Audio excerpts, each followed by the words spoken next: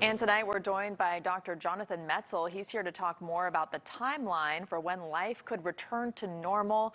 Dr. Metzl holds an MD from the University of Missouri and a PhD in sociology from the University of Michigan. He's currently a professor at Vanderbilt University teaching a course on the future impacts of the COVID-19 pandemic, a very interesting topic and relevant. Doctor, thank you so much for taking the time to speak with us tonight. Thanks so much. It's great to be here. So here's the $500 million question. How long do you predict the pandemic will last?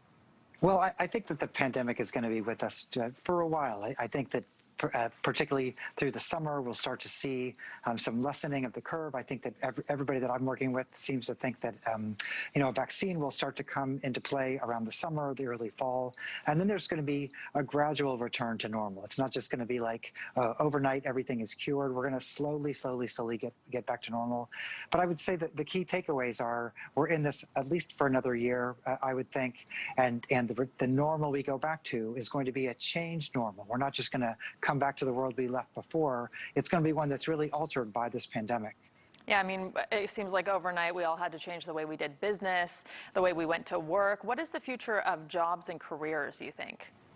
Well, I think that the take-home point, I think there are two take-home points about that. Number one is that the businesses that come out of this the best are the ones that are the most versatile. We're seeing that this pandemic has changed the ways Americans do business.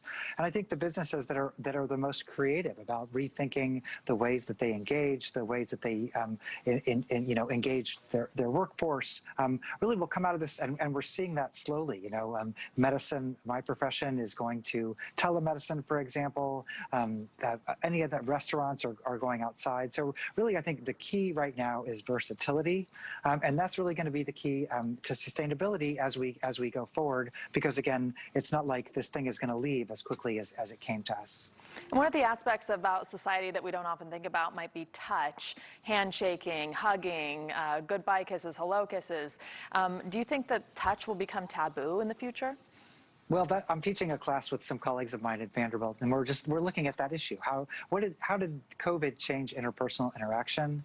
And when you think about how sad that is, I mean, the greatest joy of being human is to engage with other people, not to think that other people are risks. But really, we're getting a crash course over a couple of year period here about the dangers. I think that on one hand, people are really wanting to get back to normal communication and really engagement and just things we took for granted before. But I would say at the same time, that again is going to be a slow process because it's not like COVID is just going to leave.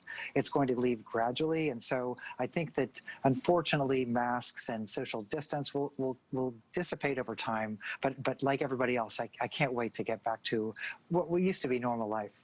Yeah, and it's going to be hard for any of us to forget this time period. Doctor, thank you very much for being here. It's a fascinating class you're teaching. Thanks so much.